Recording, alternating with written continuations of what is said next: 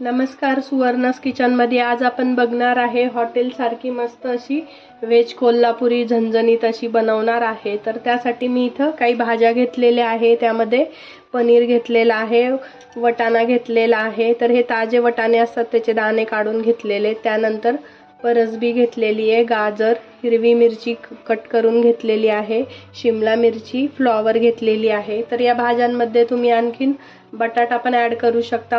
आणि ग्रेव्हीसाठी लागणार आहे 2 मोठे कांदे चिरून घेतले, 8 ते 10 काजू घेतलेले आहे, 1 मोठा टोमॅटो आणि अर्धा इंच आल्याचा तुकडा घेतलेला आहे। सगळ्यात आधी आपल्याला भाजीसाठी लागणारी ग्रेव्ही बनवायची आहे। तर त्यासाठी मी कढईमध्ये तेल टाकून घेत आहे।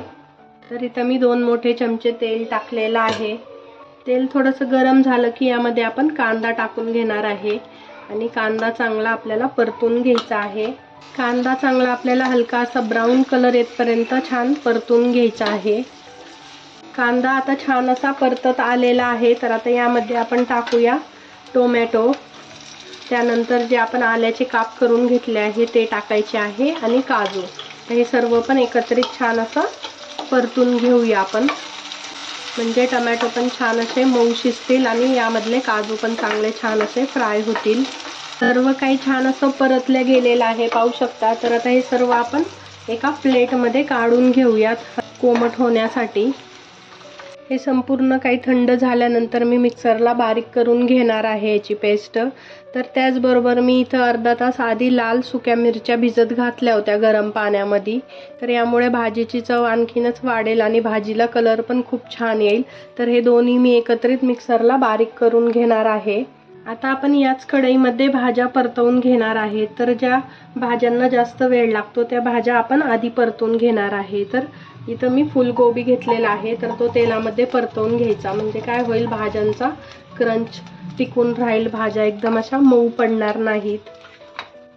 तर त्याला हलक्या अशा तेलामध्ये छान परतवून घेऊया। तर आता इथं आपली मस्त अशी फ्लावर फ्राय झालेली आहे, तेलामध्ये छान परतल्या गेलेली आहे। तर आता आपण ही पण काढून घेऊया। आता आपण यामध्ये गाजर आणि परसबी परतून घेणार आहे। यामध्ये आपण थोडंसं तेल टाकून घेऊया। तर यामध्ये परसबी टाकायची आहे आणि गाजर, तर हे पण आपण परतून घेऊ। इथं आपलं गाजर आणि परसबी पण छान मस्त अशी परतल्या गेलेली आहे, पाहू शकता। तर आता ही पण आपण या प्लेटमध्ये काढून घेऊया। त्यानंतर आपल्याला परतायचं आहे आता शिमला मिरची। तर तेल आहे ऑलरेडी यामध्ये, त्यामुळे या तेलामध्ये शिमला मिरची परतून जाईल आणि शिमला मिरची काय लवकरच शिजते। तर त्याला पण आपण छान असं परतून घेऊया। शिमला मिरची पण आपली छान अशी इथं झालेली आहे। तर आता आपण काढून घेऊयात।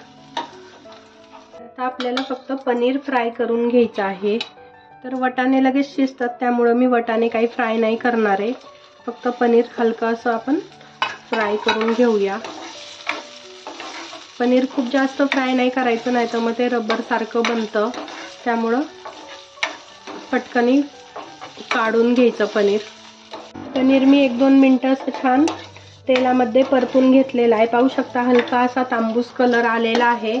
आता या स्टेजला गॅस बंद करूया आणि पनीर पण काढून घेऊया।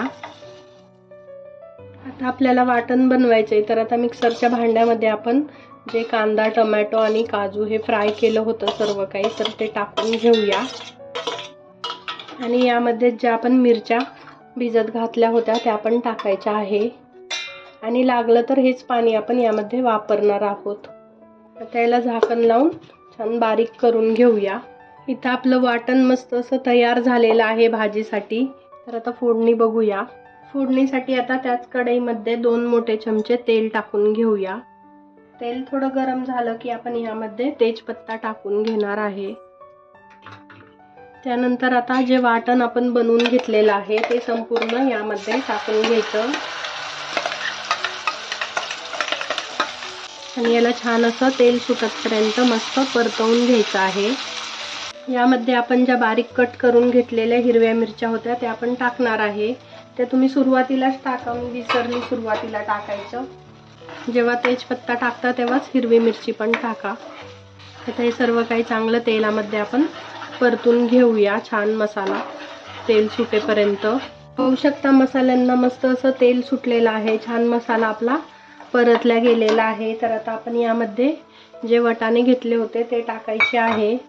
तर वाटाणे आपण फ्राय नाही केलेले त्यामुळे ते पण छान शिजून येतील यामध्येच, तर वाटाणे पण छान शिजतील।